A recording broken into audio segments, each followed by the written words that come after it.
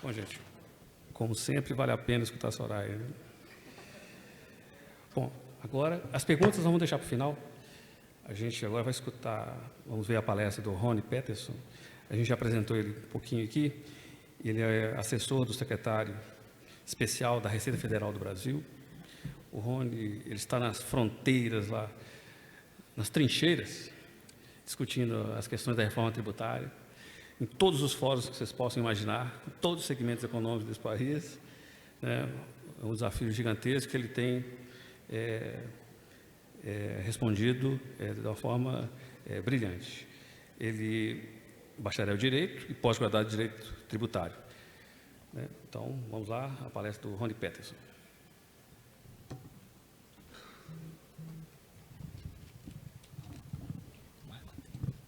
Boa tarde a todos. É um prazer estar aqui com vocês. Estou aqui desde ontem. Estou já cansado de tanto estar ansioso para falar logo, né? Que sou mineiro também, mineiro fala muito. E eu já antecipo pedidos de desculpa por eventual sinceridade. Eu tenho esse problema, a sinceridade. Se eu concordar com a pergunta, alguma coisa, eu vou concordar. Se eu discordar também, vou discordar. Pela sinceridade e pela simplicidade também. Eu já tentei refinar meus modos, mas não tem jeito, né? E depois eu desisti também. É melhor ser quem a gente é. Sou sempre simples e às vezes agrada, às vezes não. Já antecipo pedidos de desculpa. Me foi proposto falar sobre como a reforma tributária se ambienta nesse novo mundo que já foi comentado aqui.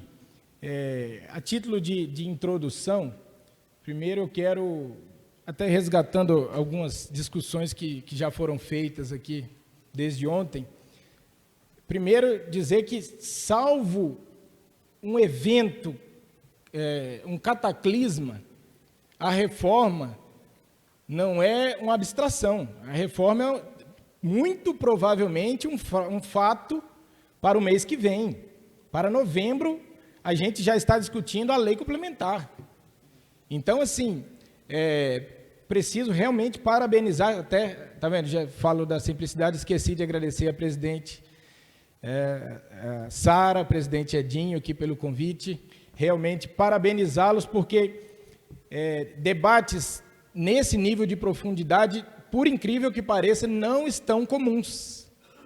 Não estão comuns, e a gente está aqui já à beira do fato, e ainda não se disseminou o debate técnico, um debate profundo, um debate olha, se não é assim, qual a melhor forma? Porque, gente, já está acontecendo. Porque tá bom, eu sei, até o ano passado a gente podia falar, não, eu acho que não dá ainda, não vai fazer, mas agora não, vai acontecer. Nós temos que discutir como. E ninguém melhor do que vocês, do que nós, auditores, para discutir como. Olha, se essa não é a melhor proposta, qual é a outra? Qual é a melhor? Não vamos fazer assim. Tem essa outra. A gente, um ano atrás, poderia, por exemplo, discutir qual a melhor forma de tributação do consumo. A gente tem o valor agregado, que é esse que se espalha na cadeia, e a gente tem o sales tax, que só cobra no final. Há um ano atrás a gente podia fazer essa discussão, já não pode mais, já se decidiu. É o valor agregado, é um método mais adequado a países emergentes, países com a legislação tributária, uma legislação penal tributária mais light. Então, hoje a gente não discute mais se é monofásico ou plurifásico, é plurifásico. A gente ainda está discutindo, é Conselho Federativo ou não é? Qual é a outra forma? Eu lembro que na reta final de discussão na Câmara, apareceu, porque crítica tem muita, mas uma proposta, apareceu uma proposta na reta final da Câmara, a Câmara de Compensação. E aí a gente passou, já estava muito em cima, dia e noite, botando no Excel, botando nas planilhas, tentando simular em dados, fazendo projeção para ver, olha, até dava com dificuldades, com problemas para fazer para os estados. Mas quando botava município, aí o sistema bugava. Não, mas aí tem como tentar... Então, essa mensagem é para dizer, nós já estamos na hora de discutir como, gente. Técnica. Daqui a pouco, se tudo correr como aparenta, o mês que vem, nós já teremos um texto constitucional. E aí, depois a gente vai para o operacional, a gente vai exatamente para o como, exatamente para como eu, como você, como nós vamos agir nesse novo mundo. Então, eu queria deixar aqui aberta a porta, tanto como Secretaria da Reforma Tributária, né, que eu fico mais lá com o API do que na Receita mesmo, né? E da Receita Federal também, para a parte que nos cabe. Tem algumas partes que são exclusivas de vocês. Somente de vocês. Eu estava falando com o Ricardo ali. Por exemplo, como é que vocês vão se articular? As secretarias de Fazenda para fiscalizar, para integrar.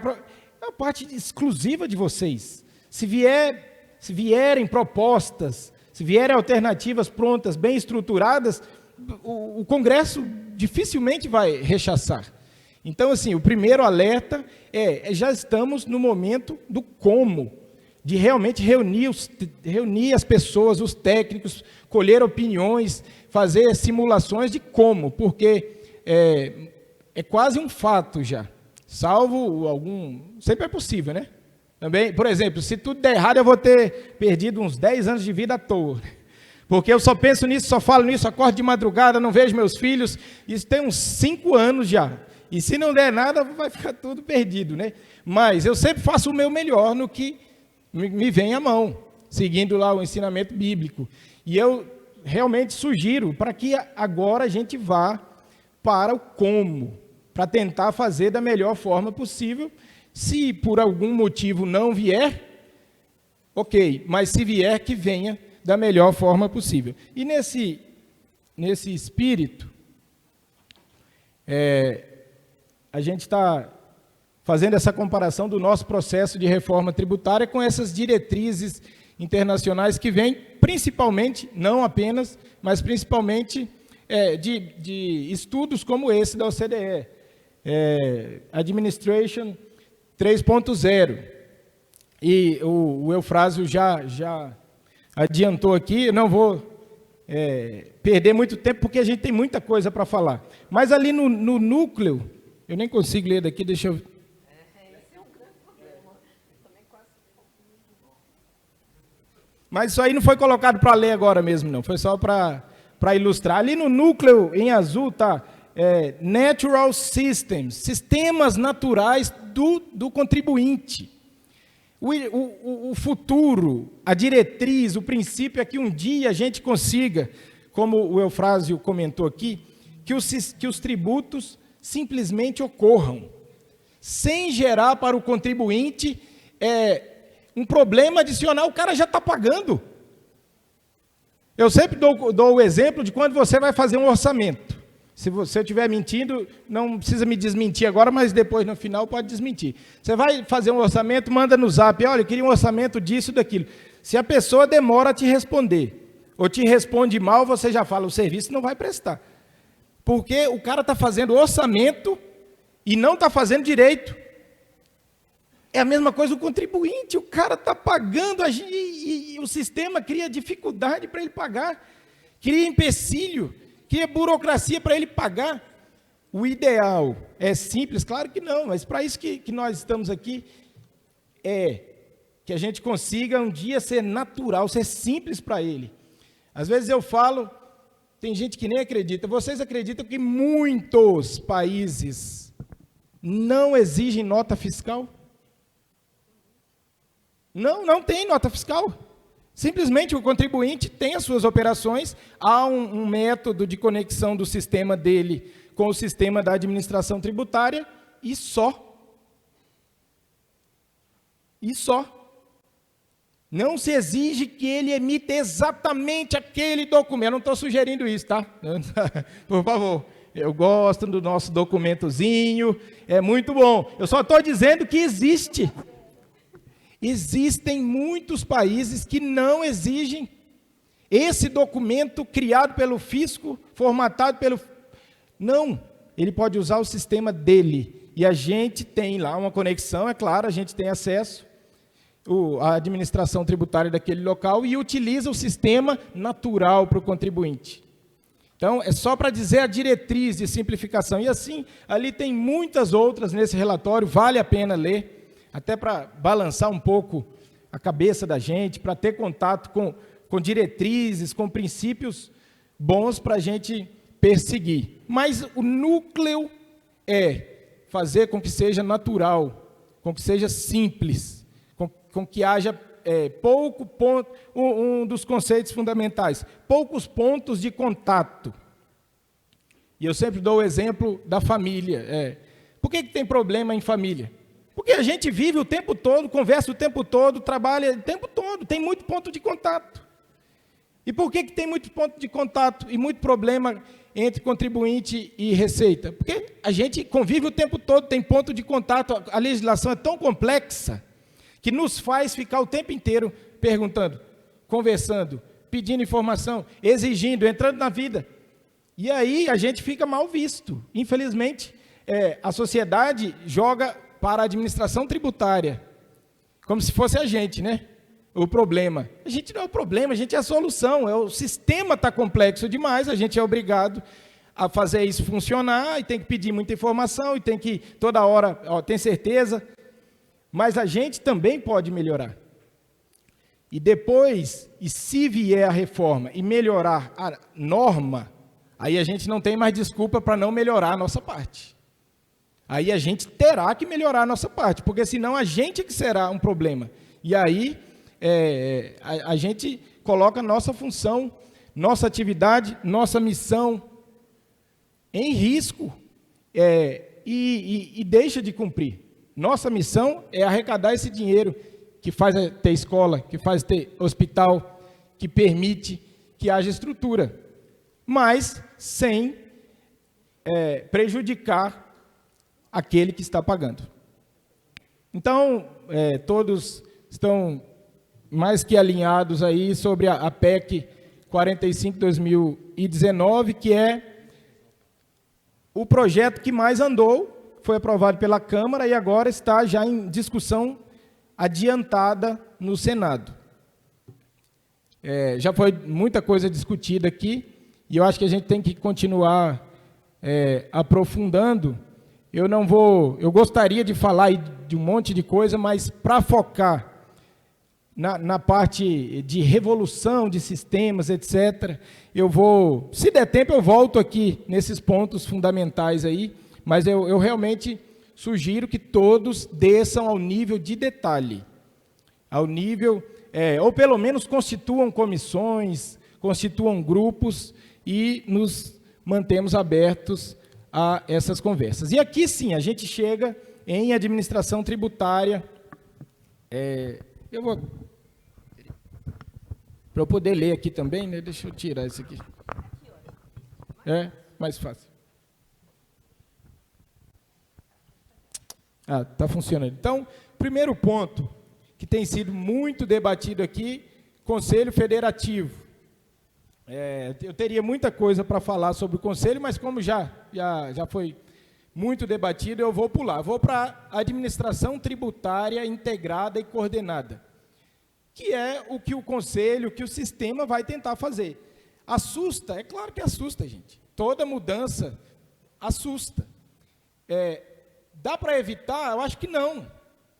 Porque, como eu disse, se as normas forem simplificadas e a gente não conseguir simplificar para o contribuinte e gerar eficiência, nós não teremos cumprido a nossa missão.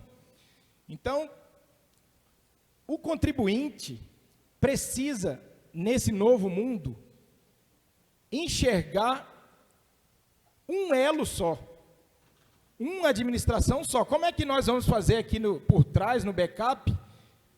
Nós vamos decidir, mas para o contribuinte é muito importante que para ele seja simples e que ele tenha um contato com um ente só, ou dois no máximo, mas já imaginou se todos os entes federativos puderem pedir informação fiscal de algo que o contribuinte já deu na nota fiscal? É aquela piada, essa aí é mais contra a Receita Federal, né? Mas é verdade. de certa forma, né? Vocês já devem ter recebido no Zap aquele meme. Chega o contribuinte lá para o auditor fala, sua declaração está errada. Aí o contribuinte fala, mas por que eu declarei tudo? Não, está errado aqui, ó, esse item. Mas se você já sabia, por que eu tive que declarar? Não é? Você já sabia para que eu tive que declarar? E aí eu paro para refletir sobre a nota fiscal. A nota fiscal é emitida por quem? Pelo contribuinte. Aí ele emite a nota fiscal. Como é que funciona hoje? Emite a nota fiscal, recebe, compra com as notas fiscais. Depois, no final do mês, o que é que ele faz? Uma declaração com as notas fiscais. Estão onde as notas fiscais? Na base de quem? Pasmem, não sei se é o caso aqui, se for o caso de Minas, já me perdoem, viu? Porque eu não sei se aqui é assim, eu sei que em alguns lugares é assim. Se for aqui, sinto muito. Contribuinte, na hora de fazer a declaração, o sistema não dá para ele as notas fiscais, em alguns lugares. Ele tem que ter um controle, seja lá onde for, informatizado, em papel, em Excel, em banco de dados, em muitos lugares, na hora de fazer a declaração, ele é que puxa as notas fiscais, que estão guardadas onde? No banco de dados de quem? Nosso. Aí ele puxa, esquece de puxar uma nota fiscal, de entrada ou de saída. Mas a gente já sabia. Aí ele declara. Passa lá o tempo, aparece um débito. Não sei aqui, na Receita Federal, depois de tudo, ele ainda tem uma outra declaração, que é a de confissão de débitos. Porque tem muitos tributos, né? Aí ele junta todos numa outra. Sendo que ele já emitiu a nota fiscal lá no início do processo todo. Ele já declarou, fiz uma venda de tanto. Ele já declarou. Aí tem uma segunda para conglomerar o que já está na nossa base de dados e uma terceira para confessar o que ele já confessou lá no primeiro. Não, tem alguma coisa errada, gente. Tem. Qual é o melhor sistema? Aí vocês vão dizer, nós vamos dizer, mas que tem alguma coisa errada? Tem. Nós precisamos simplificar. As declarações pré-preenchidas têm um nível de aderência. O contribuinte, quando ele recebe lá, vem a declaração, olha, as notas conforme notas tais de entrada, menos notas tais de saída, você está devendo tanto. Tem um índice de conformidade de mais de 90% no caso do imposto de renda, pessoa física. Alguém veio do Chile e trouxe um número aí de mais de 80%, não sei exatamente. Porque para o contribuinte se desfazer daquilo, ele vai ter que olhar uma por uma e provar que aquela nota de entrada ou de saída não ocorreu. Dá mais trabalho do que o valor que ele vai economizar. Então, nós precisamos melhorar a nossa administração e integrar a fiscalização, integrar os sistemas. Vocês têm uma iniciativa, não lembro exatamente de qual estado. Se nós evoluirmos no nosso sistema de acompanhamento de cargas, a gente consegue resolver boa parte das vendas sem notas. Acho que é o Espírito Santo que faz isso, mas faz manual, faz com um colega que olha as imagens. Tem um caminhão passando pelo pedágio e a gente tem uma câmera e está vendo. A inteligência artificial sabe a placa, sabe se o caminhão está carregado, mas não tem nota fiscal nenhuma acobertando esse caminhão. Pode parar. No próxima viatura que estiver passando aí, pode parar esse caminhão. Então, esse tipo de inteligência que o nosso novo sistema tem que fazer. E a gente tem agora, como vai reformar, como vai criar um novo sistema, ou unificar sistemas, alguma revolução vai ter, a gente precisa aprofundar para que o sistema faça esse tipo de trabalho braçal. E que nós fiquemos com o trabalho intelectual, com o trabalho refinado. Nós precisamos avançar nisso. E aí chega no split payment. o nome é chique, né? Mas o conceito é simples. Imagina, eu estou fazendo, eu sou o contribuinte, estou fazendo uma venda por R$100. E aí vamos, a alíquota mais falada aí sobre o conjunto dos tributos, 25%, né? É o que mais se comenta por aí. Então vamos usar o exemplo de 25% de alíquota do IBS e CBS somados. Então, tributo por fora, tributo transparente, como é nos Estados Unidos, na Europa, preço sem tributo, R$100. Preço dos tributos, 25, porque é sobre o valor da mercadoria. Sempre deveria ter sido assim, né? Mas não é, a gente sabe que não. R$125. R$25 nesse exemplo são do Estado. Ponto. São do Estado. Mas isso é tão revolucionário que nem o CTN reconhece isso. Lembra do artigo 166? O que ele fala? A restituição será feita, no caso de tributos que comportem transferência, desde que a pessoa prove que sofreu a repercussão. Gente, esses 25 são obrigatoriamente incidentes nessa operação. Como assim? Se sofreu repercussão? Se vocês pegarem os anais do CTN, houve muita discussão sobre esse 166, e aí, para não ser muito taxativo, ficou lá olha, se provar que houve repercussão. Mas a gente sabe que a repercussão, esse R$25 de tributo, o particular atua como coletor, como um representante do Estado ali naquela operação. E, como eu comentei ontem, até o Judiciário tem encaminhado para reconhecer isso. O caso mais emblemático é agora a exclusão do ICMS da base de cálculo do PIS/COFINS. É a tese do século, gente. Sabe quanto isso custou lá para a União? Mais de 500 bilhões. E ainda tem água para rolar. Qual foi o fundamento da decisão? Foi dizer, olha, o ICMS é um valor estatal que é cobrado na operação, não é do contribuinte o Supremo. Não é do contribuinte o ICMS, ele é estatal. E aí, se um outro tributo incidisse sobre um valor estatal, tem alguma coisa errada. Ou seja, o sistema já está reconhecendo que esses 25, aqui do nosso exemplo, não perca que a gente vai usar muito esse exemplo, 100 de mercadoria, 25 de tributo. Esses 25 são do Estado. E ponto. Os países variam na forma de dizer isso, que esses 25 são do Estado. Por exemplo, a Espanha tem lá um dispositivo expresso, eles chamam o instituto lá de repercussão tributária. Ou seja, a incorporação do tributo no preço, eles dizem lá na Espanha, e cada país usa de uma forma, eles dizem, a repercussão do tributo é obrigatória. Em outros termos, olha, eu presumo que nessa venda haverá 25 de tributo. Se você quer vender por condições de mercado a 22, foi você que quis reduzir, mas eu presumo que esse valor de tributo é estatal, é repercussão obrigatória. E aí, esse split payment, essa divisão do pagamento, seria o quê?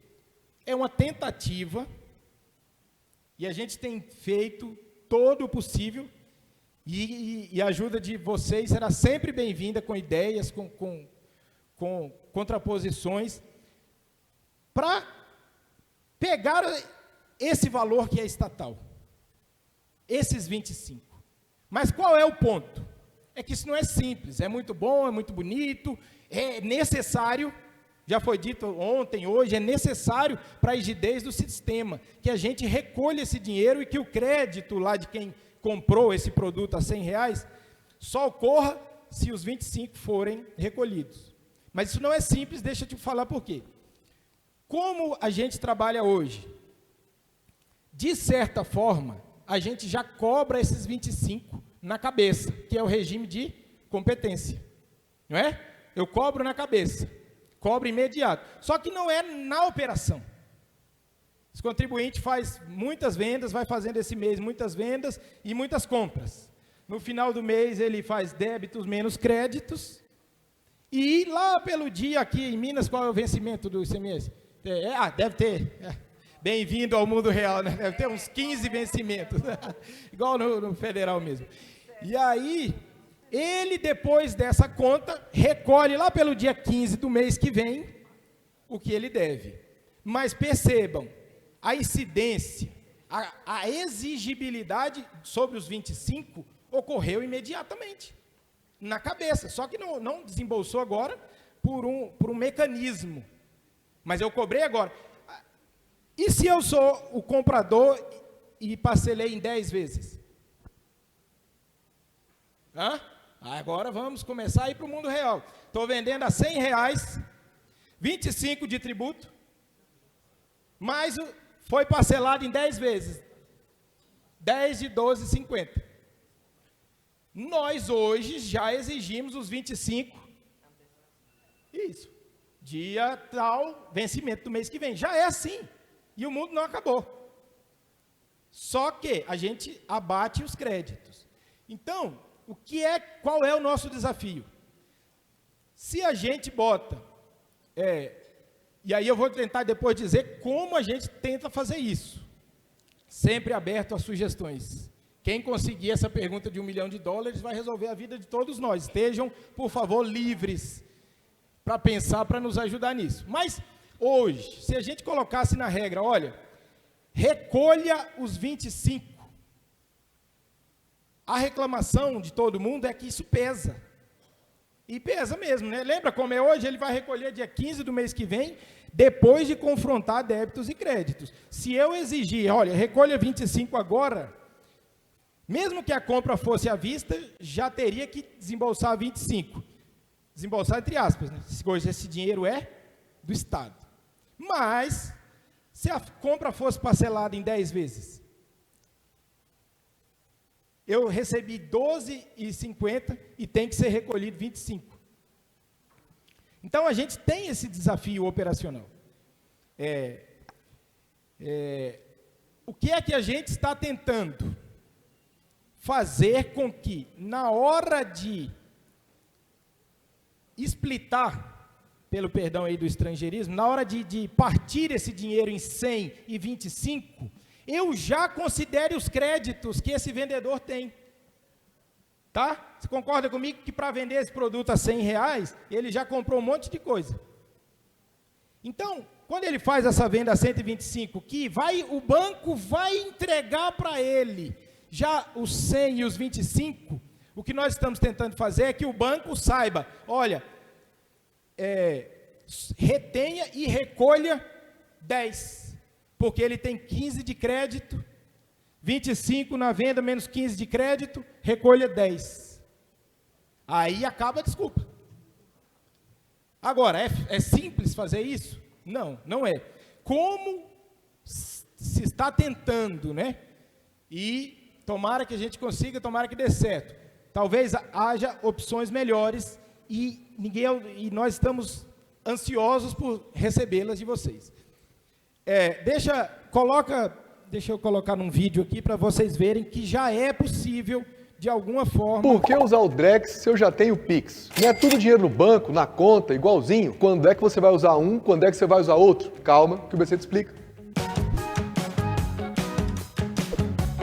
Oi, gente, eu sou o Gustavo, do Banco Central, e nesse vídeo eu vou responder a pergunta que a gente mais tem recebido aqui no BC desde o anúncio do Drex, que é a versão digital da nossa moeda. Qual a diferença entre o Drex e o Pix? Por que eu preciso do Drex se eu já tenho o Pix para usar no dia a dia? Vamos lá, a gente vai ignorar a questão tecnológica, tudo bem? O objetivo aqui é explicar o que muda no seu dia a dia ao fazer um pagamento usando o Pix ou fazendo um pagamento usando o Drex. De fato, é tudo dinheiro na conta. Quando você precisa pagar a conta do churrasco, você faz um Pix e paga. Se você precisa contratar um serviço, você faz um Pix e paga. Mas o Drex vai muito além disso. Toda vez que você for fazer um pagamento simples, você vai usar o Pix. Mas toda vez que você precisar condicionar a operação, por exemplo, garantir que o seu dinheiro só saia da conta quando você receber o produto ou serviço que você está contratando, aí você vai fazer um Drex. Um exemplo com o Pix. Sua filha faz um curso de inglês. Todo começo de mês, você tem que ir lá pagar a conta da escolinha. Você vai fazer um Pix, pagar a conta, normal, como sempre fez. Agora, você vai comprar um carro usado e você quer fazer o pagamento, mas está com medo de fazer o pagamento e de não receber a transferência do veículo. Aí você vai usar o Drex. Com o Drex, o dinheiro só sai da sua conta quando o DUT, a propriedade do veículo, passar para você. Só que a propriedade do veículo só vai passar para você quando o dinheiro sair da sua conta. O Drex garante que isso tudo ocorra simultaneamente e se der problema em qualquer ponta da operação, o negócio não ocorre e ninguém perde nada. Outro exemplo de uso do Drex. Você quer pegar um empréstimo no banco e oferece para o banco como garantia por esse empréstimo parte das aplicações que você tem no Tesouro Direto. Pois é, com o Drex dá para fazer isso. Você não vai precisar sacar os títulos que você tem no Tesouro. Eles vão ficar lá, rendendo normalmente. Só vai acontecer o saque pelo banco, para quem você ofereceu esses títulos como garantia, se você deixar de pagar o empréstimo. Beleza, e como faz isso? Com o Drex, por meio de um contrato inteligente. Nem dá para fazer isso no Pix. Aliás, para fazer isso hoje, de qualquer maneira, seria muito difícil e bem caro. Aí acaba tendo menos concorrência, o que encarece o preço do crédito e de tudo. Entendeu? O Drex vai te ajudar a fazer essas operações com múltiplas condicionantes, em que você oferece um pagamento ou uma garantia em troca de um serviço ou produto, mas quer ter a certeza que uma coisa só acontece se a outra também acontecer. E assim, se qualquer das duas pontas do negócio der errado, ninguém vai perder nada. Olha, aí uma outra. Na verdade, essa é a principal. Solta o vídeo aí, por favor. Ei, você, empresário, que vende mercadorias de forma presencial. Atenção! Sabia que agora, no momento da venda, é necessário vincular a emissão e a impressão do comprovante de pagamento eletrônico com a respectiva nota fiscal de consumidor eletrônica? Calma, não é tão complicado quanto parece. Isso significa apenas que agora o comprovante de pagamento e a nota fiscal devem ser emitidos através de um mesmo equipamento, de forma integrada. Veja esse exemplo. Suponha que um cliente esteja comprando um par de sapatos em sua loja. O pagamento se dará de forma eletrônica por cartão de crédito ou Pix, por exemplo. Antes da alteração da legislação, após realizar o pagamento, a maquininha de cartão disponibilizava o comprovante de pagamento eletrônico, enquanto a nota fiscal de consumidor eletrônica poderia ser impressa em outro equipamento. Entretanto, com o Decreto Estadual número 56.670 de 2022, passou a ser obrigatória a vinculação da emissão e impressão do comprovante de pagamento eletrônico à correspondente nota fiscal de consumidor eletrônica. Em outras palavras, a legislação agora determina que a emissão e impressão de ambos os documentos devem ser feitas através do mesmo equipamento de forma integrada. Ao realizar essa integração, além de estar em dia com as suas obrigações tributárias, você ainda simplifica o atendimento ao cliente, tornando todo o processo mais rápido e fácil. Esse segundo era o principal. Vincular o documento fiscal, a parte tributária ao pagamento.